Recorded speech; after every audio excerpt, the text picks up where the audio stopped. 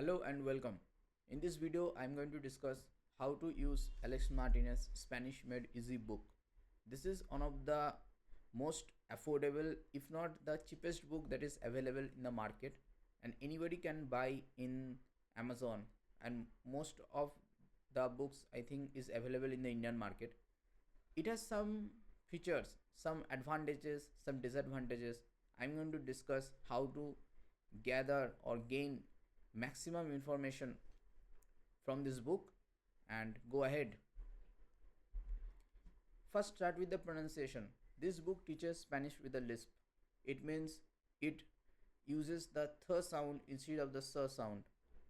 It sounds a bit harsh to a lot of native speakers, and this speaking of Spanish with a lisp is prevalent in southern part of Spain. The majority of the Spanish speaking world doesn't use it, so this book falls a bit behind or quite behind in that aspect. And as you do not have any pronunciation support or audio cassettes, this is not drilled into your head through the text or when you are consuming information from this text. You can freely choose which Spanish pronunciation to pick up, as majority of the world agrees that Mexican Spanish is the most sweet sounding or the best accent of Spanish. So I would also suggest that you go and pick up the Mexican Spanish accent. You can follow many YouTube channels, plenty ones are out there, especially Spanish with Net. It uh, generally deals with the Mexican Spanish because the guy has a Spanish partner and he is more focused on learning the Mexican Spanish accent. Also, the Easy Spanish channel is there. As this book has no cassettes or audio, the price is pretty less, and I do not think that they will add the audio support because this book has been quite for a long time, and when they haven't done it till now or maybe recently, they will not do in coming times. So first look into the lesson. So I would say that this was my first language learning book or the first book that I started with.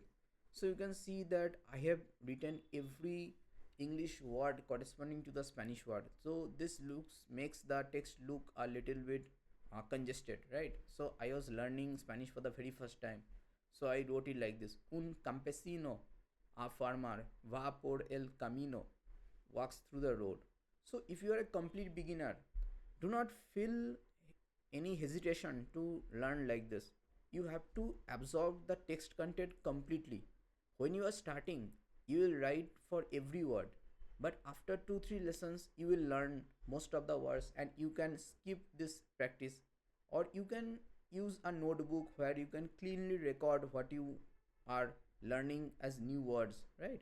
But this is important, you have to completely understand the text, otherwise this book will be not at all beneficial for you because it doesn't have any kind of audio support or some professor or some internet channel pushing you to understand. If you have not understand, it is completely your own responsibility. This book pushes you to learn on your own, and it is a completely your own responsibility to extract the maximum information. So you have to very diligently study the text. Then you can see the lesson ends. Ramon tiene un hijo, una hija, has a son and a daughter, right? So this is un hijo, un hija, right? El nombre del hijo es Manuel y el nombre de la hija es Manuelita. The name of the son is Manuel, the name of the daughter is Manuelita. So this is what I have learned, and I have also written it with a pencil. You can write it with a pen or pencil, as up to you, and you can see that it has the notes very clearly.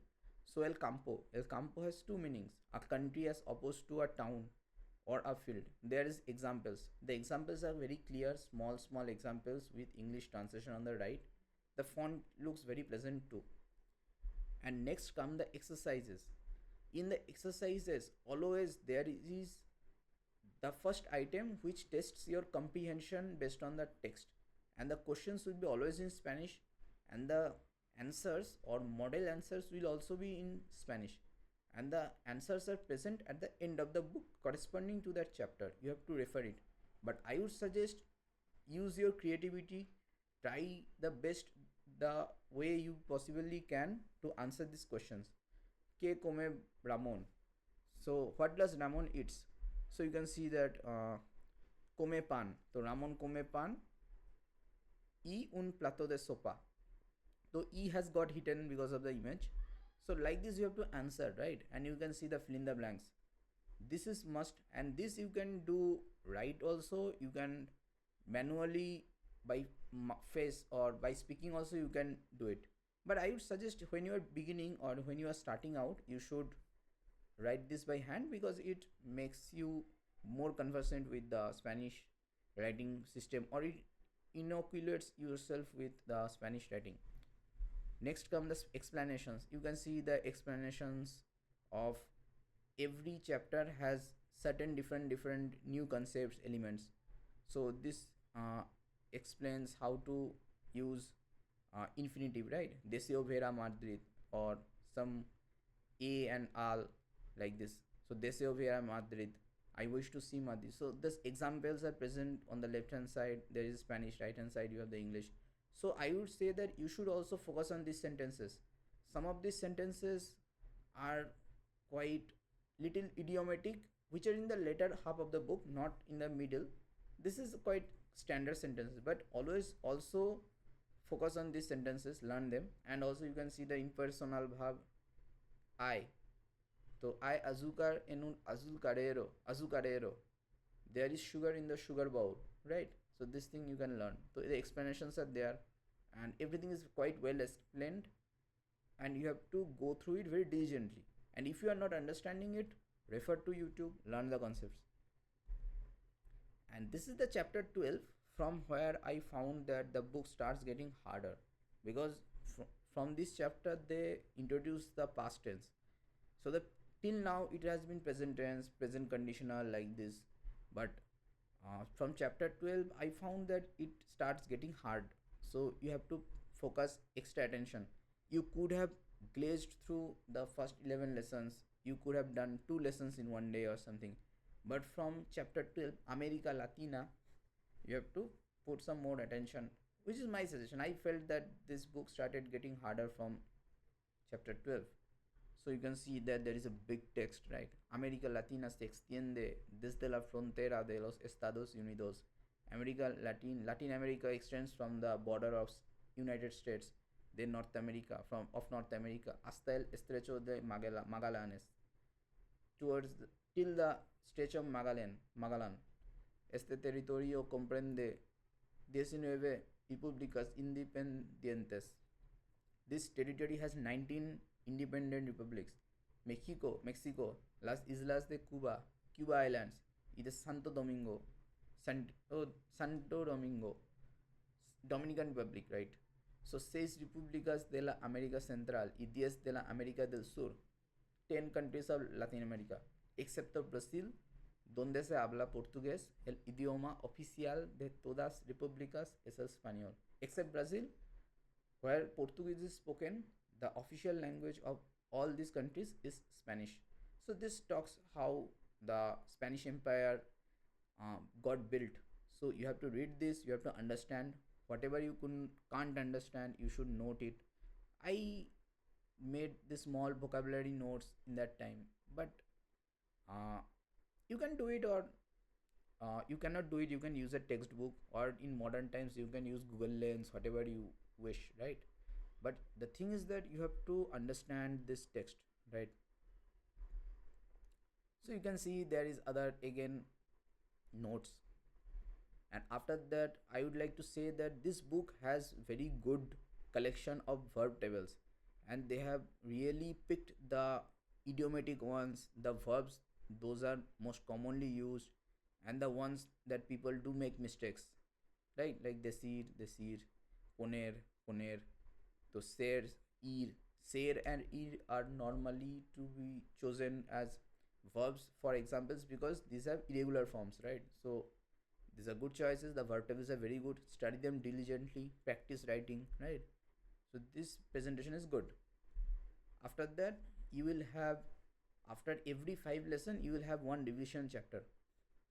So there you will have translation exercises. These translation exercises will test all the knowledge that you have gained in the last 5 lessons, and it will test you on sentence formation, how to appropriately apply the tenses, right? So this is very important, and I would suggest that you should go back to this revision exercises time to time. And the exercises are also a very important factor of the Spanish Collins Easy Learning Spanish Grammar and Practice book. That will also I will discuss, but in a separate video. So this is the solutions to the exercises you can see at the end of the book. It is lesson 22. It is written A, B. B means another exercise. So B items, first one has Barcelona es más grande que Sevilla. Tiene más de pesetas. How to use comparison. So this is a comparison based exercise. I can understand. So at the end you can see that the solution to the translation. Las costas de Gran Bretaña son mucho más largas que las de España. Por otra parte de España, it talks about geography of Spain, right? So this is 21, lesson 21 talks about geography of Spain, and lesson 22 is the part 2 of that lesson. So you can see the exercises are present like this. And last but not the least, this is also kind of useful, and you can refer to it. You can use it for a revision of your basic Spanish vocabulary. So this is a Spanish to English bilingual dictionary, and also English to Spanish also is there. That's all. Thank you. See you in the next one.